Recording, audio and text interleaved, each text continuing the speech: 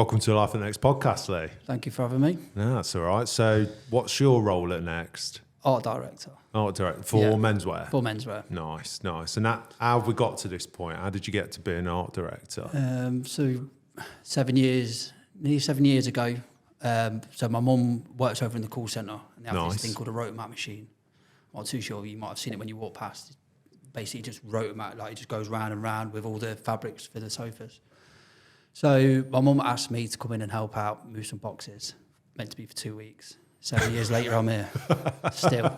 Long 2 weeks. Yeah. And then just from there, I just got poached and then poached again. So then it was like men's swatching. And what's that? What's men's swatching? So basically, if you like say you shoot this T-shirt and it's like not correct for colour, the teams will then cut a swatch out and it goes over to the reprographics lot. Got you. So then from there, then I was have a lot of dealings with menswear. That's predominantly what I looked after. So I was just walking around and then I got poached to go to menswear and coordination. It's like just a bit of a temporary fix. So I was just like, I can remember when I used to come over to the restaurant from over there, I was just like, I want to work over here one day. I just used to see the grids. I was just like, I want to work in that room. Nice. So then, then I had a bit of a rolling contract and then finally got the job on menswear coordination after about 18 months. Nice. And then it just went from there. Then, the journey began. Big time. Then the journey really began. Yeah. And that was on menswear, was it? And that Yeah. was you getting more involved, coordination, more involved in actual, like, the shoots and stuff, is that? Kind of, yeah. So when I first, it was just copy, repro checks, packing shoots, unpacking shoots. And then Kirsty Taylor, she came across to be our manager. And then at the time, I was getting a bit bored of it because I was still DJing at the time as well. And I was just like... Okay. Yeah. Well, that's something to talk about, yeah. Go into that one later. And then it was like a rolling contract for like 18 months. So I didn't really have no interest. And then it got made permanent. And I just wanted to get into the creative side of it. So I can't remember what I suggested first. I think it was the styling side first. So I said I just basically wanted to go that direction, creative, rather because I was a bit more admin based. Right, so you kind of done a lot of admin for a bit and you were like, look, I've got this itch. I think just obviously from my whole life, just DJ and being creative, then to just being navigated down to just quite a contrast. Admin. Yeah. And then I struggled with it for a bit, spoke to her, and then her and I think Giles and Mandy went off, did a bit of like a blue sky thinking, saying like, let's just, what is he good at? Like his assets. And then, just carried on from there. Nice. And then created this role for myself. No, I didn't create it for myself. I like to say, I earned it. Yeah, too right. But I guess that's through putting a lot of time and effort in as well then, yeah? Yeah. Yeah. It was just like everyone, like I still follow fashion through fashion, but for me it was music. So like, I still follow fashion through music. So I just married the two up myself and just came up with concepts and ideas with backgrounds, lighting. And is that because of what you said earlier? Because of that, like you were a DJ, you've been a DJ for how long? How long were you doing that? So I started when I was 15. Oh wow, well, early though. Yeah. And then so then I moved down to London with my uncle. Nice. Just tatted off the back of him. Like you would not believe.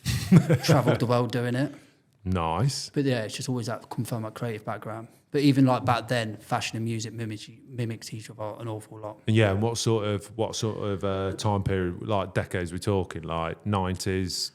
Yeah, I think the 90s definitely was big, but even the 80s. Yeah. Like, well, obviously I'm 41, so I can only look back, obviously, but I still look at videos. Like you stretch it back there. But yeah, everyone pulls influence from certain things. Like at the minute, the 90s wave is everywhere. Is everywhere, yeah. So I just tend to like just look at music videos. Like everything's culture. Just pull the culture together, and then just came up with concepts like that. And that's what you're now. Do you carry on bringing that to the work you're doing now as well? Yeah. Just like music video, like the Kendrick, the Not Like Us video. There's so many influences that I really want to start testing from that. You just watch music videos and you just pull it from there. You think, oh, we could do that and simplify it in a way we could use. So then we'll go off and do a lighting test. Then we pitch it back to the managers and the team, see if they like it, and then we just go from there. So you're really involved with product, particularly menswear, a lot. Yeah. But also the styling teams. Yeah. And then obviously the marketing. So you're kind of combining, you're kind of working with I'm like all the glue in of between everything. Yeah. I'm like the middleman. So I think when I first, obviously, within this new role, it was just like I think it took a while to happen because where do I sit? Who do I fall under, basically? Yeah. Do I fall under menswear or studio? So then Anna and Giles would then go and like got their heads together and just said, look, he falls under the studio, but he still sits with men's. So if I'm not on the shoot, I sit with Menswear because then I can still interact with all the teams to find out I'm delivering what they want. Is that important then that you're huge. sitting with the teams Yeah, rather than why would you need to sit with the teams and not necessarily sit with the teams, yeah, but be over there? Yeah, why like would you need just that? to make sure that I'm still on the right path with what they want. Right. Okay. Like with their concepts and ideas. Okay. Because I guess when they're designing and Yeah. buying and stuff, Yeah. they've got a vision in their head of how it might end up looking on the of course. website or. It's forever chart like Next from when like 7 years ago. I was that snob where I'd walk in and I was like, I would never wear Next. Really, yeah. Yeah, I like was 100%. Like 100%, nah, Never. no way. And just watching it at the minute grow, it's like, even like a lot of the models, like they are really cool kids. They're like, oh, well, can I get this, please? Like the range is just like fantastic. And It's is getting really that good. do you reckon that's across the board, or are you talking specifically about menswear at the moment? Predominantly just see menswear. Yeah, But even like I could see some of the women's mood boards, that looks great. yeah, And obviously I've got a little girl, and even like the kids' clothes has always been great to be fair. yeah. Kids has always But yeah, been yeah. solid, isn't it? Yeah. yeah, it has been solid. And why do you think that's changed? Like over the years, like what's been the biggest? I'm gonna guess it's designers, like the buyers.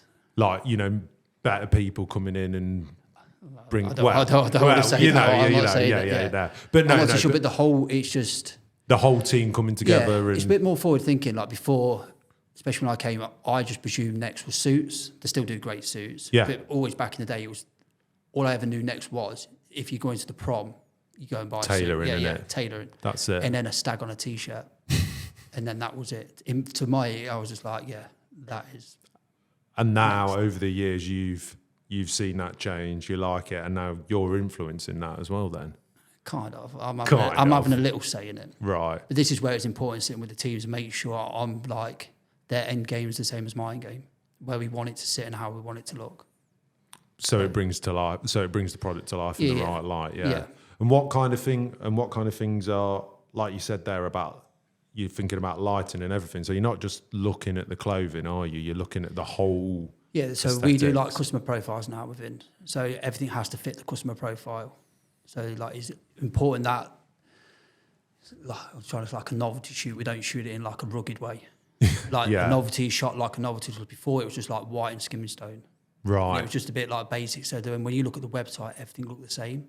So now when you really look at it, it really jumps out of you what it is. Like they all sit within a family. So And what's made you stay here? Like, because I guess you've gone along certain points and you've kind of worked your way up. yeah. There must have been something that's kind of like really kind of kept you here and made you think, oh, this is. Because, like you said, you probably wouldn't even consider working here No, back not when you were doing No. DJing. I think I found my purpose, but that's like Nice. credit to the men's management team and really Kirsty pushing to give me a Who's chance. your manager? Is she? Yeah. She used to be my manager. Used to be your manager. Kirsty Yeah. Taylor, yeah. Yeah.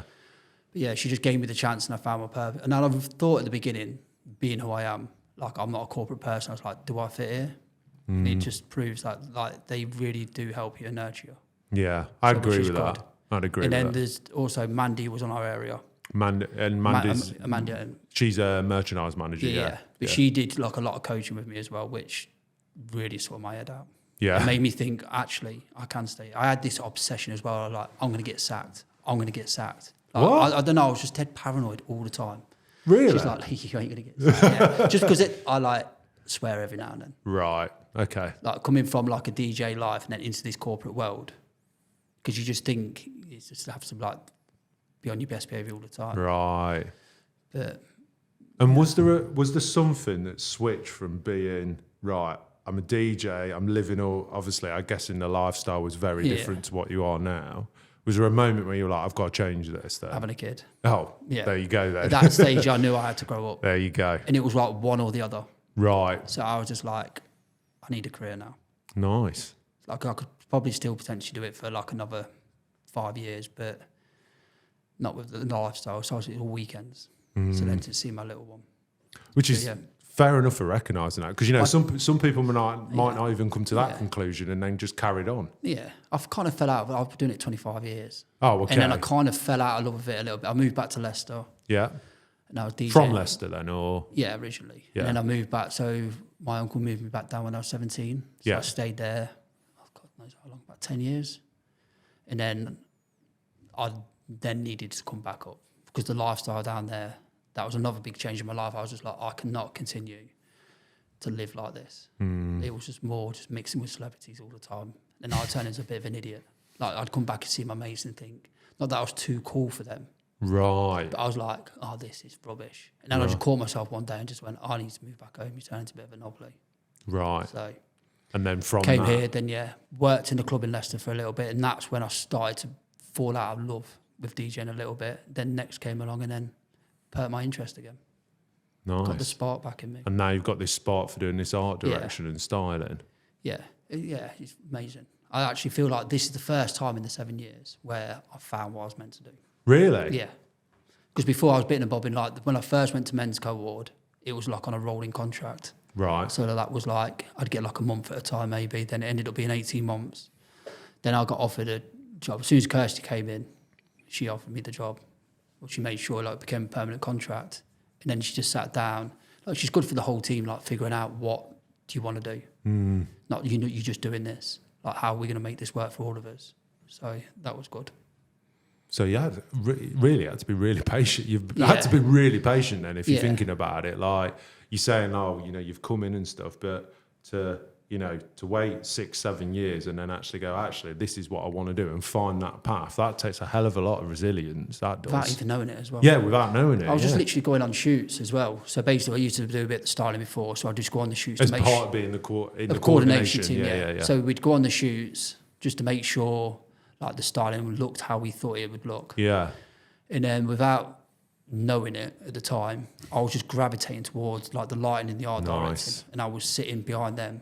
And then certain people within the industry were just like, they've said to me now, like, we could see you were going to do this. I didn't know at the time. Oh, really? But they Before you even knew? Yeah. Like, they could see that's what I was doing. Like, my eye was just naturally gravitating towards that.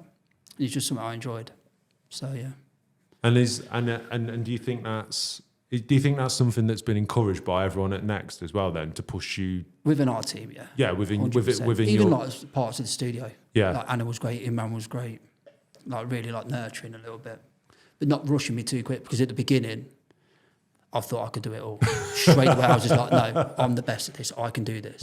And like, I'm still at the very beginning of my journey. Right. So you never stop learning. How exciting is that, though, that you've done 7 years, you're now at the start of a journey, you're like, hang on, I've got loads more to go at here. Like, it's never ending. Yeah. But it's just like the world's your oyster in that. Yeah. And I guess now you've got loads of ideas and you've you're like... constantly just got to stay like ahead of the game. Right. It's like you can't just like, I've came up with like a few different lighting concepts. But now you can't just, I couldn't use them for the rest of our lives now. Just like, we'll recycle them every 6 months so we're always very relevant and try and stay ahead of everything. And that's where you're getting your inspiration from music videos? Music and a bit of fashion, but music's, I pull a lot of mine through music. A lot of it from music, yeah. The trips are handy, like I go on a lot of trips with the designers and buyers. Okay. So then while you're going on them, I'll look at different concepts, like different brands that are doing stuff, just see whether like I can pull something from there. But also listening to what the buyers are like. Obviously, they're developing stuff for next year. So I'm listening to the messages, what they're trying to deliver next year. I'm ready to just shoot it for them next year. So you've got to, I was going to say, you've got to take a lot of information in then, didn't you, in your role, and then think of the best way to... My OCD does help. Oh, okay. Yeah, I absorb a lot of stuff. Yeah. In what way? Like what OCD? Like what? Oh, mate, I can't. I am bad. Just tidiness. Like, I like everything to be very organised. Tidiness? Yeah. Working in fashion as well? Yeah, you have to learn. That was a big one as well, learning in that room. Because I've walked down there sometimes when they're having a clear out and it's you got to look at my desk though compared to everyone else's. Oh, really? Yeah. You can tell? Yeah. Spotless. It's good. I do like it. I've got a lot of time for that. I do like things clean, because I think a lot of people think, creative people have always got to be like dirty mind, just messy everywhere because they haven't got time for it. But I don't. You do get some people. I get everyone is different. I'm just a clean person. Can't help it. I just like everything in a structure, like nice and tidy. That's just how I work. Definitely. So then, do you feel like you work that way? Because my brain is as well. If everything else is structured, I can then focus more on the things that matter. Yeah, that's the way I approach it. Anyway, if I've got shoots organised and team organised and all of that, and that's in a real good order, even my desk, Yeah. then I can just focus on but if like that pencil's out of place and I'm trying to do something, I'm looking at that pencil. It's mental. It's more like you, obviously within fashion, you're putting yourself ahead. Right. So you're having to think like weeks ahead of myself. So it was just to be organised, then I can just, I'm not, when it gets to it, I'm not panicking or I'm in a bit of a mess and I'm in a rush. Everything's done beforehand, so then I can just like calmly just carry on. And what are some of the things that you're like excited about that are coming that you can share with us? Like, I don't know what I can share. There's a lot of good stuff in the range, like the edit stuff. That's been big, though, that's isn't it? looking That's really been cool. really big. Like when it first started, it was cool. It's looking really cool. Is it? Yeah. Yeah. Really, really cool. And is the plan to just keep pushing that? Yeah. Yeah. I think they've got a couple of good people behind that now. And what is the edit? Edit is, I think it's definitely aimed at a bit of a younger trend. Like it is pushing the boundaries a bit more than, dare I say, what Next do. Yeah. Going after them new audiences. Yeah. Which is, like I said, like going back to earlier, like when I first, Next, you kind of think of Next as tailoring and stag t-shirts. But if you actually have a look, the ranges are incredible. It's massive now, isn't it, as well? And it's a bit of snobbery, I get it. But once I think it's in people's like faces and you think, oh yeah, this is actually unbelievable. Like everything, I can actually wear quite a lot of Next now. I think when you look across the floor, a lot of people now wear a lot of Next and you wouldn't know it's Next. Which is, I guess, is that particularly on when you say the floor, or particularly across menswear? Is that, the whole building. Whole building. Yeah. The whole you building. see it everywhere. Even like when you walk around the streets. You see it a lot. You see it. And I guess because you're working with that product a lot, you recognise it a lot more easily. You spot it a mile off. Yeah. It's always fun. Which must be good to see, though, because if that's changing, it means... It's good for the bonus, ain't it? It means you and the team are doing something right, hey? Yeah. And what's it been like, being on part of you mentioned that corporate world, what's that been like? How's that changed? Have you kind of got involved in extra stuff rather than just the fashion? Are you trying to, work with other people around the business and bring bits of you to Next as well, or? Yeah, like I've always said from the very get-go, I'll never change my personality. Like I will talk to directors the same as with the cleaners. Yeah. But I think I've learned to tone my language down a bit more. Yeah. I think that was the thing I was guilty of the most. Yeah. And just causing mischief a lot. Like if I sit down, because of my OCD, I can't just sit in a chair. Right. And that was a good thing about this job. Like, it's not just desk for 9 till 5. Like you can get up and get about. But yeah, that was fun. And then we're starting Andy's Man Club. Oh, the charity we work with. Yeah. So that's another good thing. Yeah. Hopefully that's going to get going big soon here. Yeah, that'd be good to get off the ground because they do a lot of work with us, and obviously we make the product in collaboration with them and Hype. Yeah, and then we put it on our site. So what is that? What's the aim there? I think it's just a men's mental health group in Leicester. There's not one. There's not one at the moment. No, not that I know of. No, I don't think there is. No. So it just they were walking around one day as a charity thing. Then Seth approached me and just said, like, "There's not one in Leicester. Do you want to?" I think with a couple of other people outside of work that he knows. And he's like, do you want to get involved? And I was just like, at first I was a bit like, do I, don't I? But maybe that was like my underlying issues myself. Okay. Thinking, Jack the lad, do I really want to be doing this, doing this? Okay. But like, not an ego thing, but then have I got to open up? Right. That I thought I might struggle with it. And then are you worried that if you open up, what might come out? Yeah, of course. Yeah. But then actually going and facilitating and going to all these obviously all these different events, you just realise how amazing they are. Really? And how much you can open up. And then me opening up, it actually helped my work as well, I think. Like within my confidence, I always thought I was confident. Right. But turns out I actually wasn't.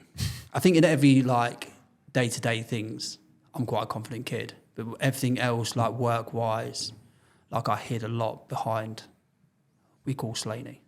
I have to Jekyll and Hyde. There's Lee, then there's Slaney. Right. So whenever I felt a bit threatened or I wasn't good enough, I'd let Slaney come out and almost just be that Jack. Put up the wall. Yeah. And then obviously the Man Club is just great for just really just letting things go. And then the wall was, I wouldn't say disappeared, but it's definitely helping come down a little bit. Yeah. It's progress though. Yeah. It's process. It's just baby steps. Yeah. nothing's going to be fixed straight away. But just talking, like just being there and talking, definitely helps. So if we could facilitate that here as a brand, it'd be amazing. And get one in Leicester. Yeah. Yeah, because it's such, Leicester's such a big populated You don't even have to area. be from Leicester to come to it as well, but look where we are, right off the M1 and M69. Perfect. Because before we was travelling out to Birmingham, Solihull, they're all over the country but Leicester.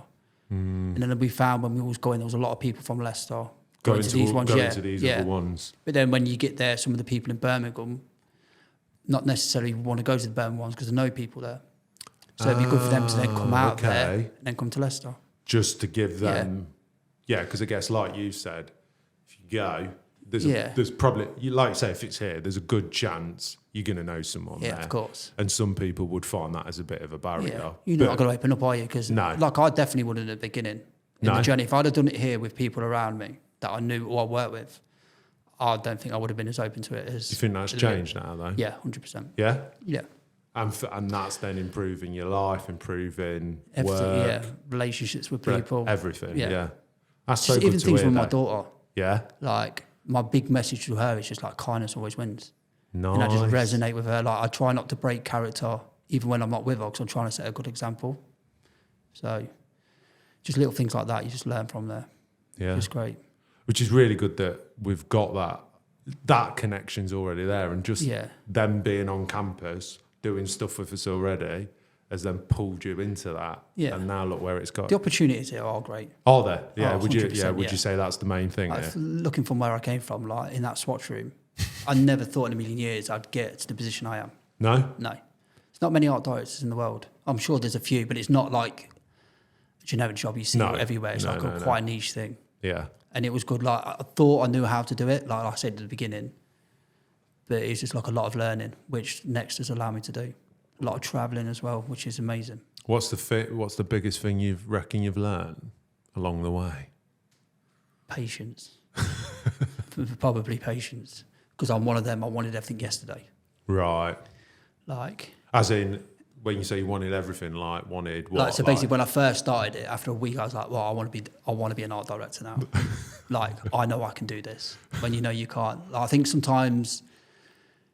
I know you understand a bit of a bugbear, but just be patient. People are behind you. Like, just trust the people behind you are... Things do happen in the background. Yeah. And just trust it is happening. And just keep doing it. Yeah, just keep doing it. That's it. Just keep doing it. Because there's plenty of times at the beginning where I was just like, I don't want to do it. No. I'm not getting my promotion. I don't want it. So... I think that's it, though. I think that's true, though, with anything in life, though, isn't it? That if you want to be good at something, you consistently just got to keep going and going and going and going. Because you're going to have days just work hard. You're going to have days where you don't feel like doing it, but you still do it. Yeah. And then you come back again and again and Everyone again. has up and down days. Yeah. It's just keeping your head, like, just don't throw your toys out the pram. Yeah, 100%. That's the main thing. And just like you say, though, it is just work hard. Yeah. Like, I'm definitely an old school generation. I'm a grafter. I like, rather than, like, if an email gets sent around about a job, I'm just up and I'll just go and get it done. Then I'd rather that way of working. Yeah. And then just follow, like, the whole art directing thing is I had, like, a vision with it. And I just did not give up with it. I spoke to Kirsty, and Kirsty was amazing. And she really backed it from the get-go. So this is something you spoke about numerous times, thought about with people to say, I was a bit reluctant to ask to start off with. Because I was just like, am I going to be taken seriously? But then I sat Kirsty down and just told her what I wanted to do. And she was great in nurturing me. She's like, right, then if this is what you want to do, let's figure this out. Like, it's not going to happen tomorrow, Lee, but let's go. And then Mandy's training as well. She helped me a bit. So credit to them too. And now you're there. Yeah. Oh yeah, I actually got there 8 months later. But there's times when I just thought, this ain't going to happen. And then, like I always used to get told, blinkers. Just keep your blinkers on. Because there's many times where I was just like, I ain't doing it. Yeah. I don't want to do it. And now you're there, and now you can really get stuck into it. Yeah. I enjoy it. I've actually got a purpose, thankfully. Yeah. And it's just great for my daughter. Like, everything you do, like, as soon as you have kids, you do it for your kids. But, like, thankfully, I enjoy what I'm doing as well, which is not many companies you get this opportunities and, like, pushed and helped with. No. So, very thankful. No. Well, I think that's a very good place to end, Lee. So, thanks for coming on. That's all right. Thank you for having me. No, it's been great, and thanks for sharing everything. Cheers. Thank you.